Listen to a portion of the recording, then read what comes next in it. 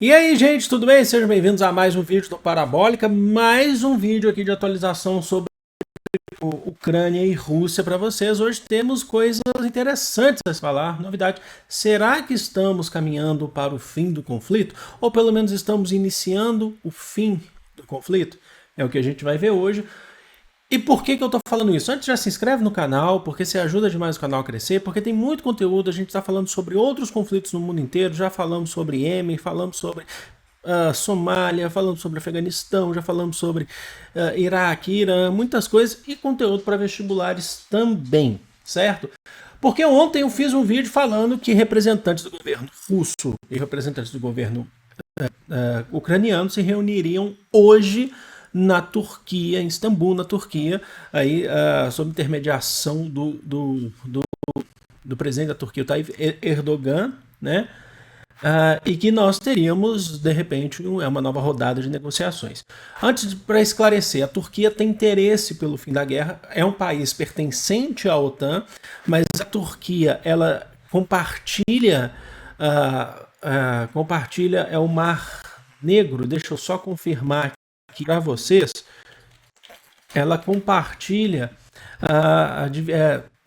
de território, certo? Com Rússia, divisa com a Rússia e também com a Ucrânia.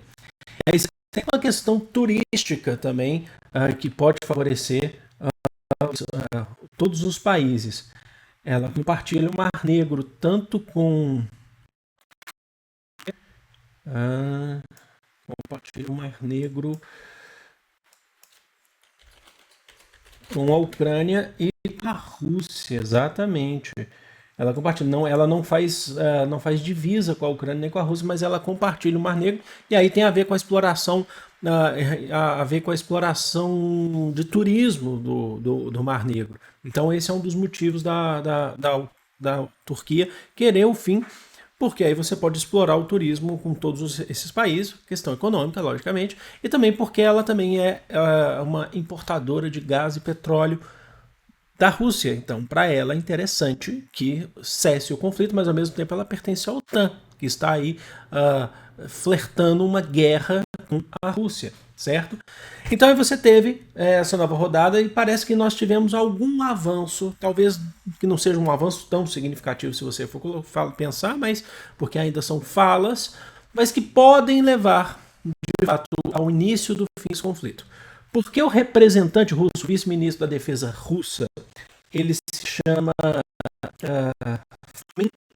Alexander Fomin, ele alegou depois dessa reunião que a Rússia reduzirá o efetivo dentro do território ucraniano. Atenção, reduzirá o efetivo dentro do território ucraniano, diminuirá os ataques às cidades de Kiev e Chernihiv.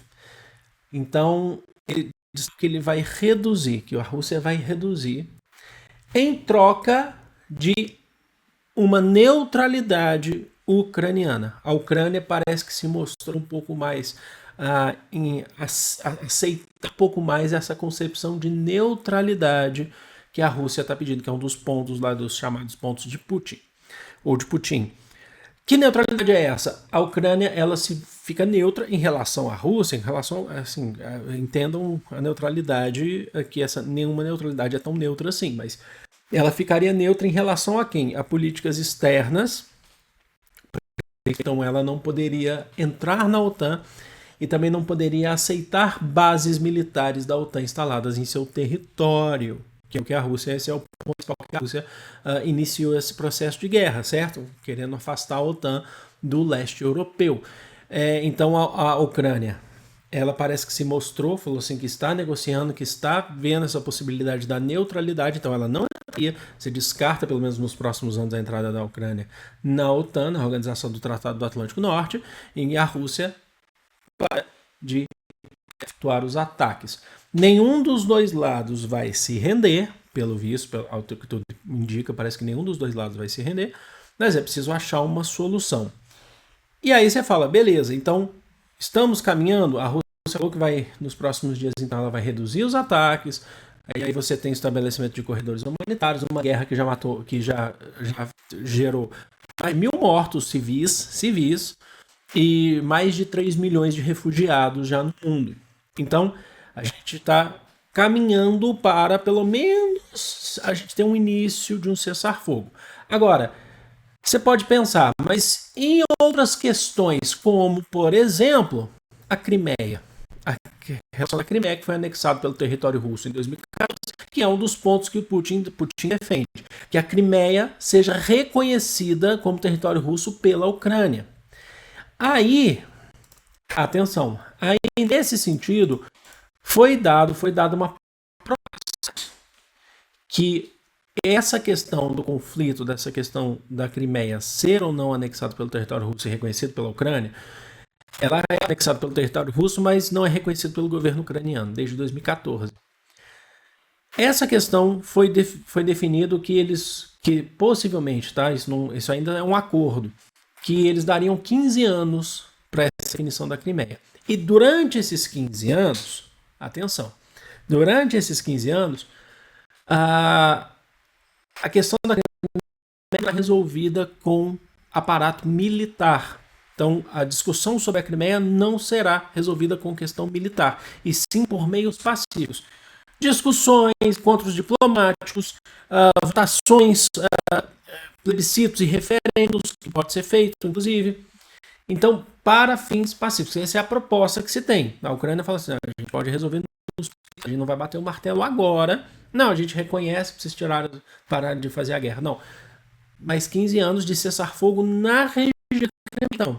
Cessar-fogo na região da Crimeia para poder discutir isso. Não será resolvido por questões militares, tá bom? O governo russo alegou, inclusive, que todas essas negociações, diminuição de bombardeios, de ataques à Ucrânia, não é um cessar-fogo, mas pode ser um caminho para um cessar-fogo. Tá? Ele diminui, mas não para de atacar. Pode ser um caminho para o cessar-fogo, caso a Ucrânia aceite essa questão da neutralidade e seja colocado depois essa questão da Crimeia em discussão. Então, esse é o ponto. Só alguns detalhes dessa reunião. Você teve um bilionário russo, certo? Que você tem suspeito, ele participou dessa reunião, é o Roman Abramovich, né? O Roman Abramovich, inclusive, vamos lá, quer ver? O Roman Abramovich, ele é dono do Chelsea, exatamente, ele é dono do time de futebol Chelsea, né?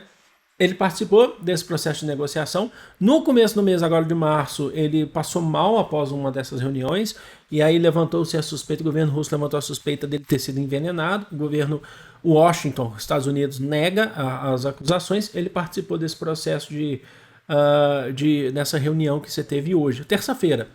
Ainda durante o dia, essa foi um posicionamento pós-reunião, essas notas foram lançadas agora após a reunião, o encontro lá com a intermediação do Erdogan. E aí agora a gente está esperando ao longo do dia, porque eles falam que podem vir novas notícias ao longo desse dia, e eu trago aqui para vocês se eles vão bater martelo ou não, ou nos próximos dias também. Mas o importante é que aí a gente estou informando vocês aqui de uma maneira bem direta, bem clara, tá bom? Vou ficando por aqui. Amo vocês de coração, um grande beijo, fui!